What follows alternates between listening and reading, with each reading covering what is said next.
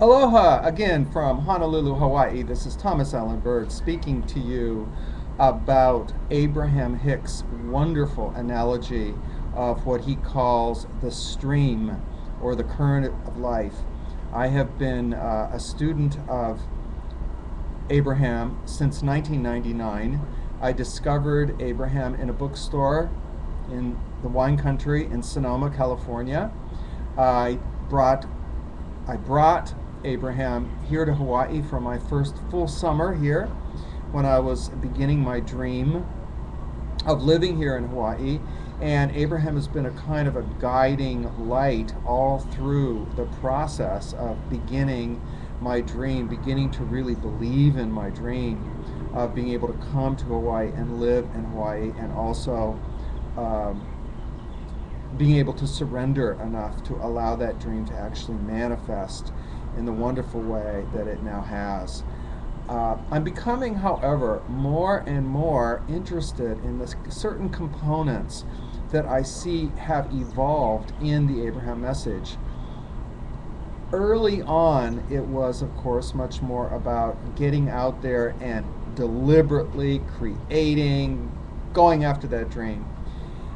It has now morphed into a much softer approach to allowing divinity, allowing the divine mind in which we all live and are and express, much more about allowing what Abraham now is calling, I think, which is so brilliant, our expanded selves, our evolved selves, our broader perspective selves, and which I call in my book, Uncle Tom's Classroom, one's cosmic super self.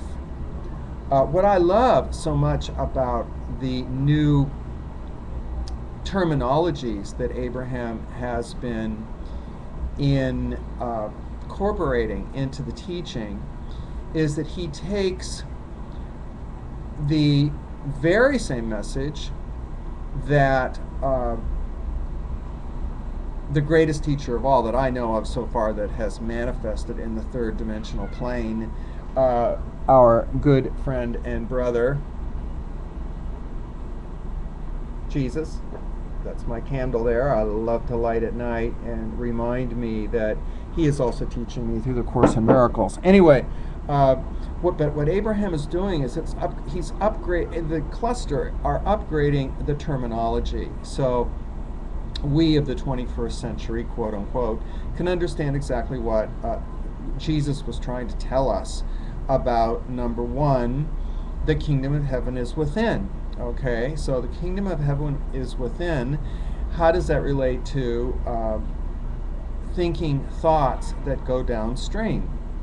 Well, to encapsulate what Abraham said, when we have a desire, the desire is launched like a rocket, and the rocket flows down the stream of life. In fact, every single desire that we allow to percolate up and own as this is a desire, I am not going to deny this desire. This is like my child. I have given birth to this desire, and I am going to love this desire.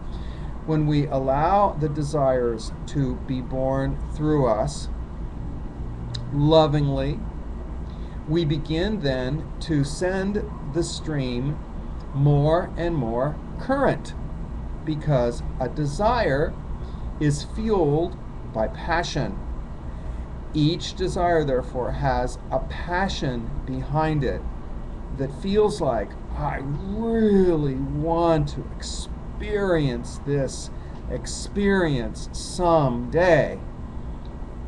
That's fuel. That is the important ingredient, but it's also something that if we don't understand it, it trips us up, because we think, therefore, that we then have to get out there and make it happen.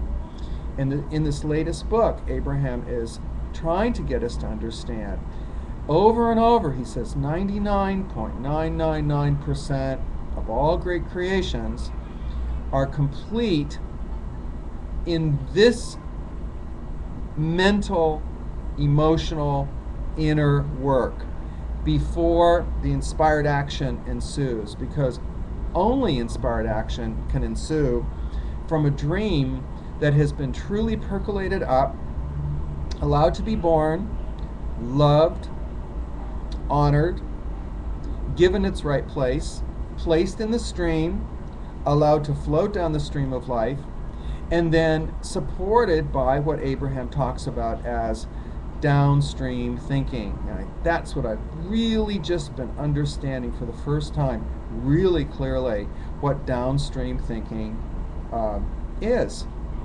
Downstream thinking, in fact, in his latest book, in Abraham's latest book, he says the only question really to be with on a moment-to-moment basis when we are just going through our daily lives and thoughts keep percolating through, passing through our minds, the only question is this an upstream thought or a backward thought, a thought that is turning towards the past, trying to figure out how I got here, or what did I do wrong, or how did that mess up where I am now, or what did they do wrong back then, or how I suffered back then, or how it didn't work back then. Those are all what Abraham calls upstream thoughts.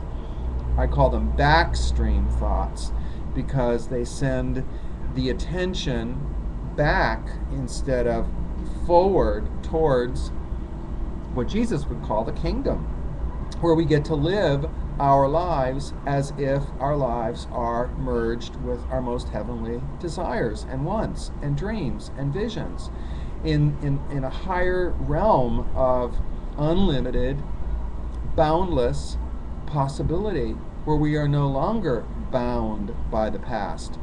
In order to get to that kingdom, we have to have a habitual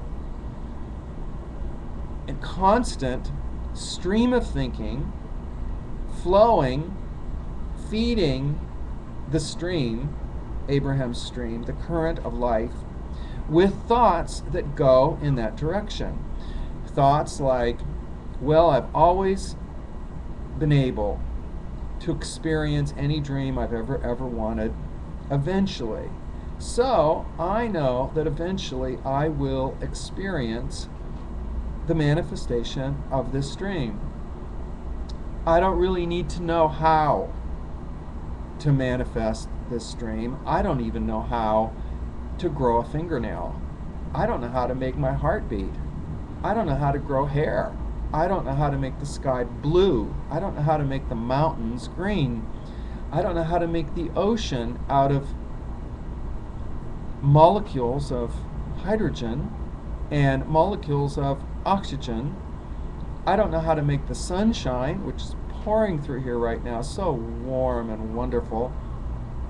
Therefore, I don't need to know how to make my dream come true. But I do need to use the gift of my consciousness through focus, through awareness, through attention. As the bells ring over King's Village here in Waikiki, that's what you're hearing. They ring the bells every day at 6 o'clock. And they pull down the Hawaiian flag very reverently and do a ceremony in honor of the Kingdom of Hawaii.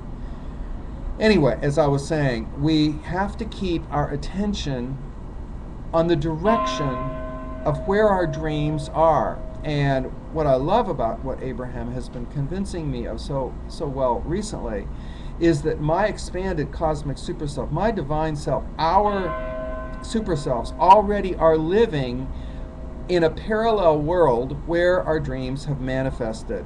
If you have wanted to live in a new place, your cosmic super self, your divine being, your expanded evolved self is already there. If you want a relationship, your evolved self is already there. Right down the stream. And so the stream flows with the current of our positive, upbeat, happy thoughts. Our thoughts of appreciation, eagerness, excitement, while we appreciate the now moment, knowing it is the perfect platform for our dreams to come true. Aloha.